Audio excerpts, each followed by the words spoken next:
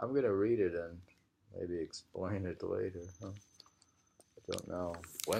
This is the myth thing here. When the heavenly virgin had come to power, and when the planets having been set in motion, were all in exaltation, with the exception of Saturn, they conceived the idea of a bodily creation in which their spiritual nature could find expression. By this act of will, a powerful spirit was produced, a pure angel named Harous, whom the Virgin clothed with power. He descended to earth. He took 360 spirits from the forces and from the spiritual essence of the higher heaven, from the 7 planets, from the zodiac, and from the earth. He assembled and mingled these spirits to make them into the first man, after a pattern from the highest heaven. This was Adamanous, like the form of forms, Adam, first man, Adamanous, and Harous, what the? Heraclea, no, Harous, Heraclea, no. The world was created by Heraclea, just kidding. No. Turns out that Heraclea was a god. I'm just kidding. Trying to wake you up. It's a myth. Harous, let the forces of the archons flow into him.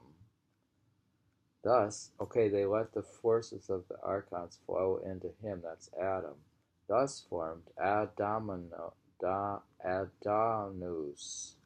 was without blemish, but he was still like an animal. He understood nothing, knew nothing, and could not speak. Then Harous heightened his efforts right up to the stars that were withholding understanding, thought, and speech, until they allowed these emanations to flow into him. When this first terrestrial man had been completely created, he raised his eyes to Harous. That angel was an immense creature who could reach with his hands to each of the planets or to any sign of the zodiac.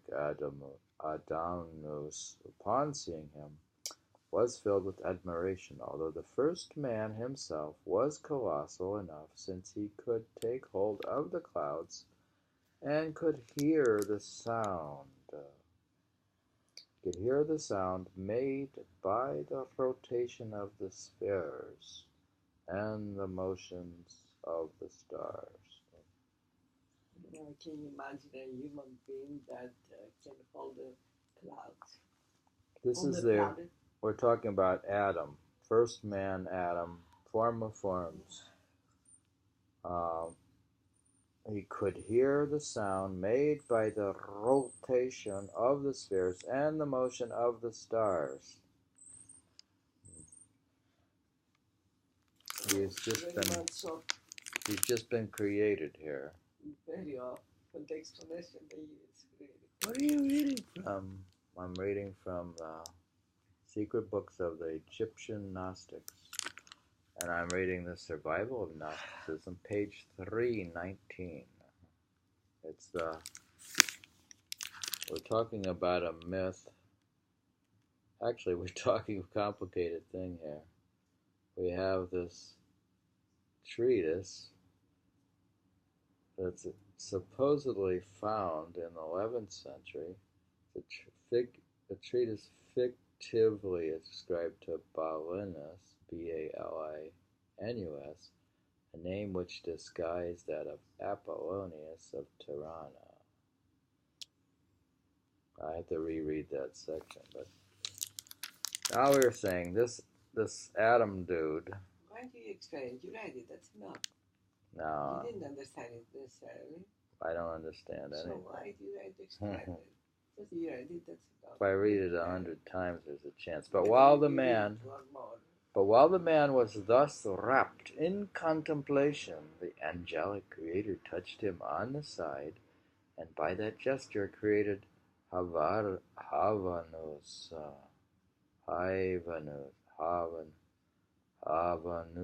a feminine form that he placed beside Adamanous. Is that pronounced right? Nous is like, we know nous is like soul or spirit. in Greek. How do you spell that? Adamanous. Adonis. Adamanous. Adamanous. Adamanous. Adamanous. He has now Haivanous. It doesn't matter. It's a female. The sight of his companion filled man with pleasure. He turned away from the contemplation of Harous, and he and Haivanous procreated many men.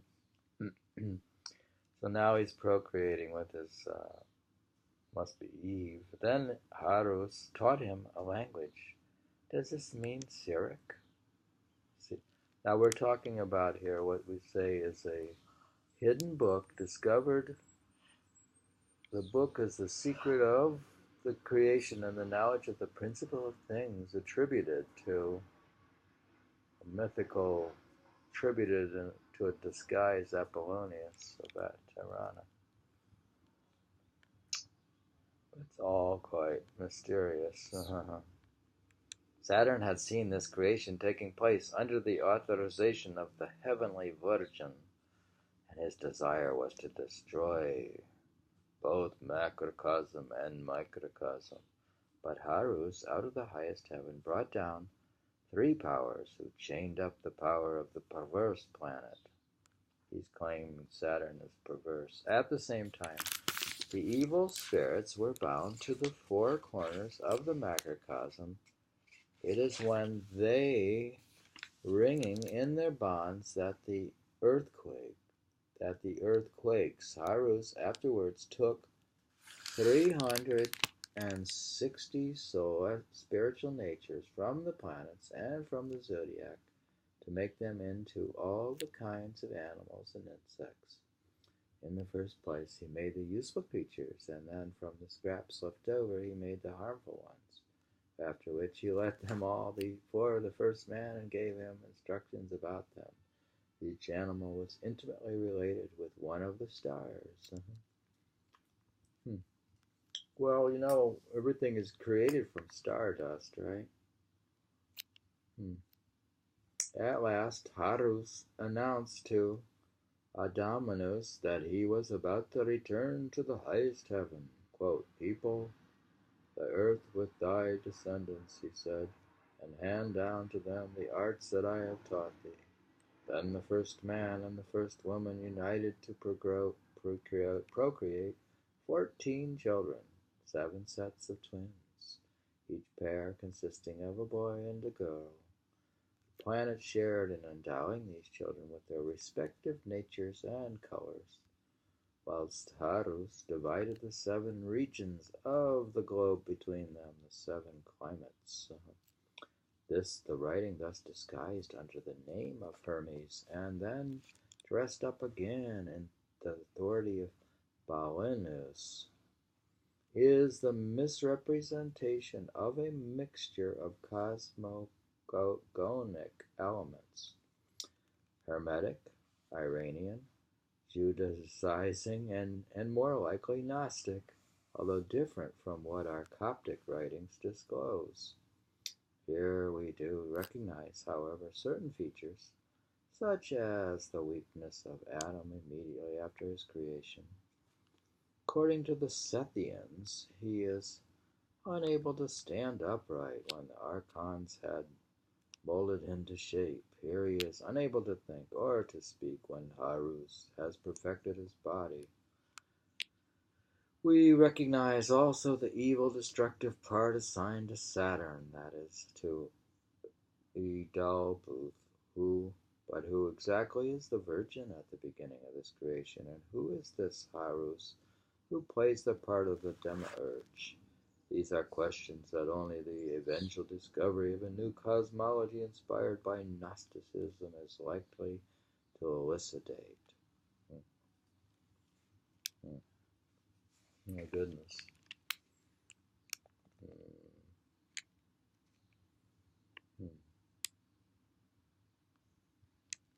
I guess you've got to go back and read this whole thing in context. It includes the Sethians. They seem quite interesting. the Seth guy.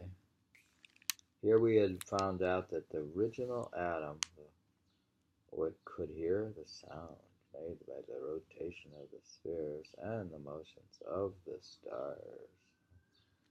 stars. And we had read into this. Let me read into this. The mystical currents that inspired it were joined, for example, by that of Sufism, thanks to the person of Sudrawari of Aleppo, who drew as much from Platonism as from traditions transmitted in the names of Hermes, and that of the Argo daemon, who was identified with Seth. And it is not to any personality, nor to any ascribed work that we will now allude. The text I wish to quote belongs to the most anonymous and the most unblushingly apocryphal kind of Arab Hermetic literature. It is a treatise fictively ascribed to Balinus, a name which disguised that of Apollonius of Tyana. This work, which seems to have been composed in Syria in the 11th century, pretends to record the discovery of a hidden book entitled The Secret of the Creation and the Knowledge of the Principle of Things. Very strange works. I was reading from page 318 from the Egyptian